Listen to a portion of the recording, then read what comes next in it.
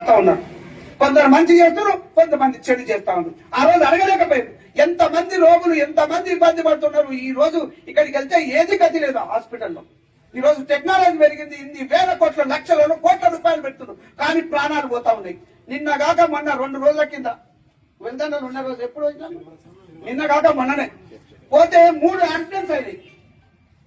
ఒక ప్రాణం నిండు ప్రాణాన్ని ఇక్కడ హాస్పిటల్ కరెక్ట్ గా లేకపోవడానికి నేను ఈ రోజు చెప్తున్నా. ఈ డాక్టర్స్ ఫీల్ అయినా, ఈ ప్రభుత్వాలు ఫీల్ అయినా, లాస్ట్ కాంగ్రెస్ ప్రభుత్వం ఫీల్ అయినా కూడా చెప్తున్నా. ఇక్కడ సౌకర్యాలు లేకపోవడం నుంచి ఒక వ్యక్తి చేతుల ప్రాణాన్ని పోగొట్టుకున్నాం. ఆయన హైదరాబాద్ పోవడానికి దాదాపుగా 1.5 గంటల టైం పట్టింది. ఆ 1.5 గంటల టైంలో కూడా రక్తమంతా పోయేసేసి అది చేయలేక డాక్టర్స్ అక్కడ పంపించేసిండ్రు. ఆ ప్రాణం అక్కడే వదిలేడు.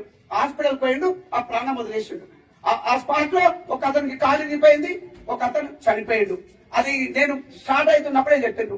వస్తున్నప్పుడు అంబులెన్సులు వస్తే నేను చూసా. డెడ్ బాడీని తీసుకొని వస్తే మధ్యాహ్నం 9:30కు రాత్రి అక్కడ రోడ్డు మీద నాగి మళ్ళీ తెల్లారైతే ఇక్కడికి వచ్చే ప్రోగ్రాం లేదు, మళ్ళీ ఇబ్బంది పడతాను అని చెప్పేసి అక్కడ చూడాలి అని చెప్పేసి అది చూసి వెళ్ళిపోయినాం. అక్కడి నుంచి పోతుంటే వెల్దాన నుంచి పోతూ ముందుకెళ్తే చెరుకు దగ్గర టర్నింగ్ ఉంది. ఆ టర్నింగ్ దగ్గర మేము ఎంత దూరం ఉన్నాం, ఒక 200-300 మీటర్లు ఉంటది. అక్కడ యాక్సిడెంట్ అయిపోయింది. ఒక కారు కొట్టేసింది. ఆయనకు 3 ఆడపిల్లలు మోటార్ సైకిల్ మీద 2 అమ్మాయిలను తీసుకొని పోతా ఉన్నాడు. ఒక అమ్మాయి